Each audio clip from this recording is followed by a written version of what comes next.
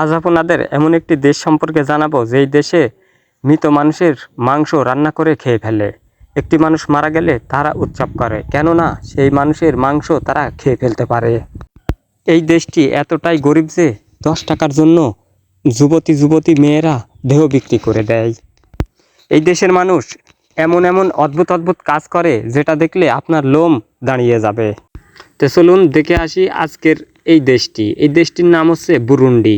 এটি আফ্রিকার একটি দেশ। এই দেশটির মানুষ এতটাই গরিব যে তারা মাটি দিয়ে রুটি তৈরি করে খায়। প্রথমে এই মাটিগুলো সুন্দর করে গুঁড়ো করে নেয়। গুঁড়ো করার পরে এটা পানিতে মেখে এটা রুটি বানিয়ে রোদে শুকাতে দেয়। যখন শুকিয়ে যায় তখন এটা আস্তে আস্তে খেয়ে ফেলে। এই দেশে জলরাশি নেই বলতে গেলেই চলে। মাটির নিচ থেকে টিউবওয়েল দিয়ে যে পানি উঠাবে সেই পরিমাণ অর্থও তাদের কাছে নেই। তাহারা পানির পিপাসা লাগলে নিজে প্রস্রাব করে সেই প্রস্রাব নিজেই খেয়ে ফেলে।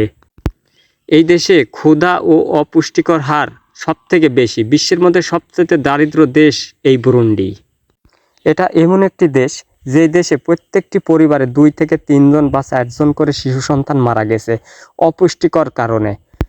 এই দেশে দারিদ্রতা এতটাই বেশি যে ক্ষুধার জ্বালা সহ্য করতে না পেরে এক পর্যায়ে মারা যায়। শুধু এই দেশের মানুষেরাই জানে বেঁচে থাকার লড়াইটা কত কঠিন। আমরা প্রতিদিন বালতিকে বালতি পানি অপচয় করছি বা ফেলে দিচ্ছি, কিন্তু এই দেশের মানুষ এক গ্লাস পানির জন্য হাহাকার করে যাচ্ছে, নিজের প্রস্রাব নিজেই খেয়ে ফেলছে। এই দেশে সন্তান জন্ম হলে সেই সন্তান বলতে পারবে না তার আদিও পিতাকে। তার কারণ ঘুমের মাঝে মেয়েদেরকে উঠিয়ে নিয়ে গিয়ে মাতালেরা ধর্ষণ করতে থাকে। এক পর্যায়ে তাদের গর্ভে সন্তান জন্ম হয়। এই দেশে ঘাস লতা পাতা খেয়ে বেঁচে থাকে হাজারো মানুষ। এই দেশে নেই কোনো বিদ্যুৎ, নেই কোনো লাইট। এই দেশে মাত্র 8% মানুষ বিদ্যুৎ ব্যবহার করে। যেখানে বিদ্যুৎ ব্যবহার না করলেই নয়, সেই উচ্চ পর্যায়ের মানুষেরাই বিদ্যুৎ ব্যবহার করে থাকে। আরও এই দেশে ট্রেন চলাচল নেই বলতে গেলেই চলে। এক দেশ থেকে আরেক দেশে যেতে হলে তাদের হুন্ডা, সাইকেল বা বাস ব্যবহার করতে হয়। তাতে অনেক টাকা খরচের ব্যাপার হয়ে যায়। এই জন্য তাহারা এক দেশ থেকে আরেক দেশে যাইতে পারে না। আপনি প্রতিদিন কত খাবার নষ্ট করছেন, কত পানি অপচয় করছেন? যদি করে থাকেন তাহলে এই দেশটির কথা একবার ভাবুন।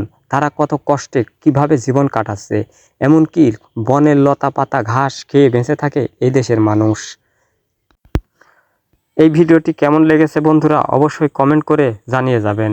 আর নতুন হয়ে থাকলে অবশ্যই চ্যানেলটি সাবস্ক্রাইব করবেন। আর জানিয়ে যাবেন এরকম ভিডিও আরও দেখবেন কি দেখবেন না। এই দেশের সবথেকে বড় আয়ের উৎস হচ্ছে কলা। আর এই কলা দিয়ে তারা মদ বানিয়ে খায়। এই মদ দিয়ে বিশেষ কেমিক্যাল দিয়ে মদ বানানো হয়, যেটা খেলে এই দেশের মানুষ মনে করে যৌবন সবসময় ঠিক থাকে। আজ এই পর্যন্ত, সবাই ভালো থাকবে।